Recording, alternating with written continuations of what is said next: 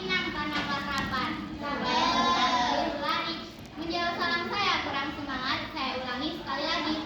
Assalamualaikum warahmatullahi wabarakatuh. Waalaikumsalam warahmatullahi wabarakatuh. Alhamdulillah, alhamdulillah, rabbil alamin. Assalatu wassalamu ala asrofil anbiya'i wal mursalin wa ala alihi wa sahbihi ajma'in, amma ba'd. Pertama-tama marilah kita menyatakan puja dan puji syukur kita atas kehadirat Allah Subhanahu wa taala yang mana telah memberikan berbagai kenikmatan kepada kita sehingga pada hari ini kita bisa berada di tempat yang menyembah. Tak lupa salawat dan salam kita tercurahkan kepada junjungan kita Nabi Muhammad sallallahu alaihi wasallam yang mana telah membawakan cahaya di tengah kegelapan dan yang telah menerima kita kemuliaan dan agung. Teman-teman, Mbak Najwa di sini bukan mau pamer wajah Mbak yang manis dan cantik. Tapi Mbak Najwa di sini mau memberikan sedikit ilmu dan akan menyampaikan kultum. Kali ini Mbak Najwa akan menyampaikan kultum yang berjudul Al-Quran. Sebelumnya teman-teman tahu nggak sih apa itu Al-Quran? Tahu. Apa?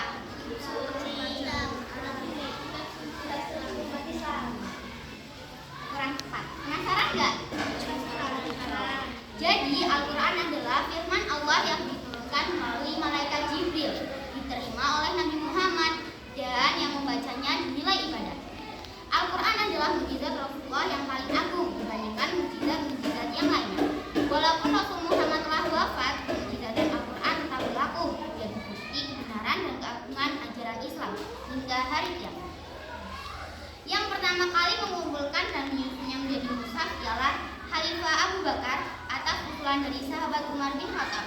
Sungguh besar jasa mereka dalam memperjuangkan mengumpulkan Al-Quran, sehingga kita saat ini mudah untuk menghafal dan membacanya. Sebagai umat Islam, kita wajib membaca dan mempelajari Al-Quran. Rasulullah bersabda yang artinya, barang siapa yang membaca satu huruf dari Al-Quran, maka baginya satu kebaikan, dan kebaikan itu akan dilipatkan 10 kali pahala. Aku tidak mengatakan alif lam mim itu satu huruf, tapi alif satu huruf, lam satu huruf, dan mim satu huruf. Hadis riwayat At-Tirmidzi. Walaupun bacaannya masih terputus-putus, belum lancar, asalkan niat, akan dicatat pahala yang banyak loh di sisi Allah. Teman-teman mau nggak menghadiahkan hadiah yang paling spesial buat orang tua kita? Mau. Tapi dengan satu syarat, yaitu menghafal Al-Quran. Ada yang di sini cita-citanya menjadi penghafal Al-Quran? Masya Allah. Menurut teman-teman, menghafal Al-Quran itu mudah apa susah? Mudah. Susah apa susah? Mudah. Mudah? Mudah. Sebenarnya menghafal Al-Quran itu mudah banget. Kita cuma butuh 90% mental. Dan kayaknya pada belum tahu nih. Kalau kalian masih beranggapan bahwa menghafal Al-Quran itu susah, nih saya jelasin lagi. Jadi di otak kita itu ada memori otak atau penyimpanan otak. Satu memori otak itu kalau kita isi dengan hafalan Al-Quran, juz 1 sampai dengan juz 30 itu barusan keisi setengah. Sedangkan kita memori otaknya itu sangat banyak. Dari sini sampai bulan balik lagi dengan cara yang berbeda itu nyampe. Masya Allah. Teman-teman, kalau saya tanya, apakah kalian siap menghafal Al-Quran? Kalian jawab, siap, siap, siap. Oke? Apakah kalian siap menjadi penghafal Al-Quran? Siap, siap, siap. Masya Allah.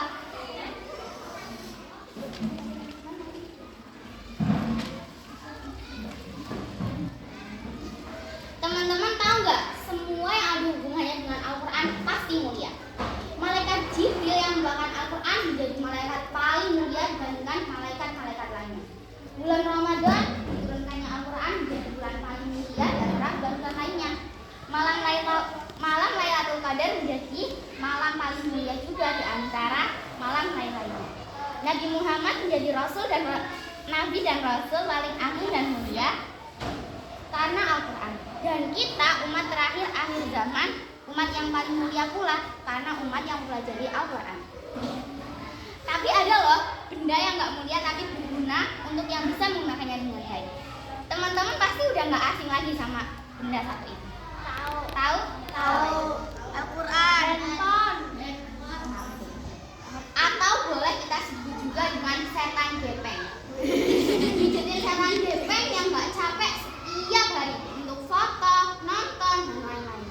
Baca Al-Quran cuma kuat lama-lamanya 20 menit. Gilirannya mijetin setan gepeng seharian, wafat, cas, main, gitu terus. Sampai kadang lupa waktu. Kadang juga kalau lagi mijetin setan gepeng disuruh nggak mau. Contoh nih, Noah, bang ibunya, Hil, iya dalam gitu. Hil, bantu ibu, iya gitu kan. Sambil nyamperin ibunya sambil marah-marah. Kan kasihan, biasanya ibunya kalau lagi masak nanti bicara sendiri sama wajan panas di depannya. Oh iya, parahnya zaman sekarang banyak orang yang menggunakan setan gepeng dengan nggak benar. Contoh untuk pacaran, walaupun hanya WA ke cowok yang bukan mahram. untuk bahas yang nggak benar akan dimintai pertanggungjawaban di hadapan Allah. Apa nggak malu? Mungkin di sini ada ya sebagian yang pacaran di HP, tapi nggak usah di sini. Tapi mohon saja, memang susah nasihatin orang-orang yang dinasihatin untuk nggak pacaran. Tapi udahlah.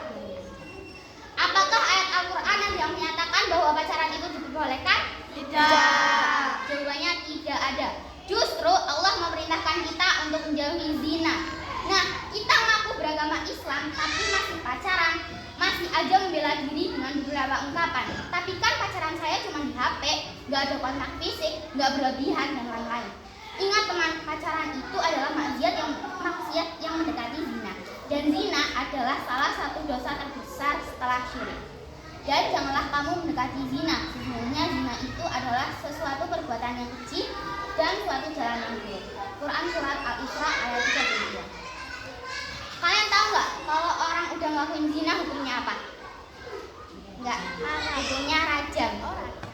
Jadi rajam itu nanti orangnya yang ngelakuin zina ini bakal dikubur, tapi dikuburnya itu tangan sama kakinya diikat, nyisain kepala sama perutnya. Dia dilempar batu dari orang-orang terdekatnya sampai meninggal. Di dunia dia meninggal dalam kondisi mengenaskan, belum di akhirat nanti. Banyak wanita zaman sekarang yang cari pacar yang soleh. Emangnya ada? Nyari pacar yang soleh itu ibarat nyari babi yang halal. Yang namanya babi itu kan haram, masih aja mencari. Kalau emang benar cinta, ya datengin walinya, bukannya nyembunyiin sesuatu dari walinya. Pada hakikatnya, taat kepada Allah akan membawa kita ke surga, dan mendekati zina akan membawa kita ke neraka. Untuk yang masih suci nih, belum pernah pacaran, itu bagus. Dan kalian jangan iri dengan yang pacaran atau yang punya pacar. Justru kita harus kasihan, karena kalau mereka candu, mereka bakal dapat neraka. Memang terkadang di saat iman kita lemah, jebakan itu selalu datang. Terkadang ingin mendapatkan kasih sayang dengan lawan jenis seperti orang lain. Tapi percayalah, itu semua hanya jebakan setan, karena setan akan membuat dunia ini menjadi indah. Tapi sesungguhnya dalam keindahan itu ada kehancuran. Kita bisa lihat buktinya. Banyak beredar berita kasus hamil di luar nikah, kasus bunuh diri, kasus pembunuhan, dan serentetan kasus yang lain yang berasal dari sesuatu yang dianggap indah dan penuh cinta, yaitu pacaran. Untuk yang sekarang lagi ada hubungan sama yang bukan mahram, tobat. Ampunan Allah masih luas. Kalian harus takut sama Allah. Kalian nanti mau jauh apa di akhirat? Wanita itu harus punya malu dan ingat hukum rajam. Tapi Mbak tahu kalian ogah, kalian nggak mau.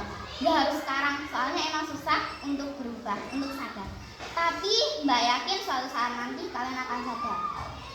Dan untuk teman-teman yang belum terjerumus mendekati zina, tolong jangan mau. Kalian harus bisa nggak terjerumus ke zina. Karena Mbak ingin kita nggak cuma kumpul di dunia, tapi sampai akhirat. Mbak ingatkan katanya. Nah, pembahasan terakhir kali ini adalah bagaimana cara mensyukuri nikmat Allah. Allah berfirman di surah Ar-Rahman ayat 13 sampai akhir. Disebutkan 31 kali. Jadi tinggal dibalik. Mulai dari ayat 13 dan disebutkan 31 kali. Allah berfirman, A'udzu billahi minasy syaithanir rajim. Bismillahirrahmanirrahim. Fa bi ayyi aalaa'i rabbikuma tukadziban? Fa bi ayyi aalaa'i rabbikuma tukadziban? tukadziban fabi'ayyi ala'i rabbikuma tukadziban. Artinya, maka nikmat Tuhanmu manakah yang kau dustakan? Kita seharusnya bersyukur sudah diberi mata, telinga, dan lain-lain. Dan kita harus bisa menggunakan nikmat itu dengan cara yang benar. Contoh, mulut untuk menghafal dan membaca Al-Quran, bukan untuk ngegibat.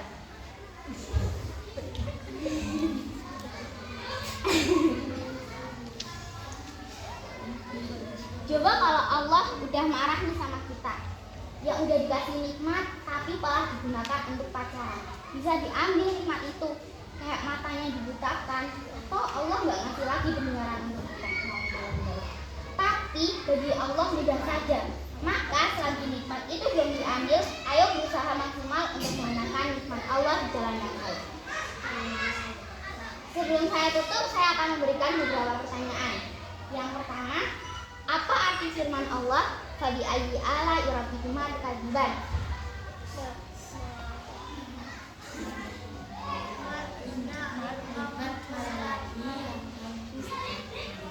Apa? Nikmat apa lagi yang kau dustakan? Siapa tadi yang jawab? Apa nama hukuman kepada wanita yang terjerumus ke zina?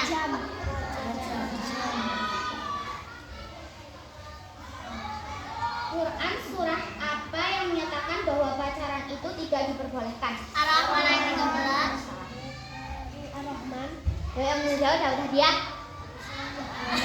Mbak, Isya apa Mbak? Rahasia. Ya.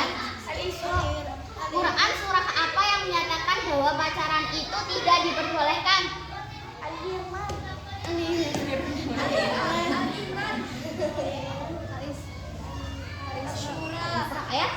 Ayat 100.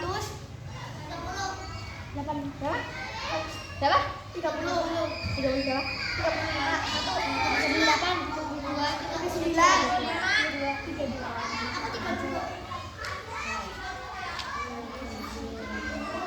Nih, yang ini dapat hadiah. Yang pertama kali mengumpulkan dan misinya menjadi mushaf ialah Abu Bakar.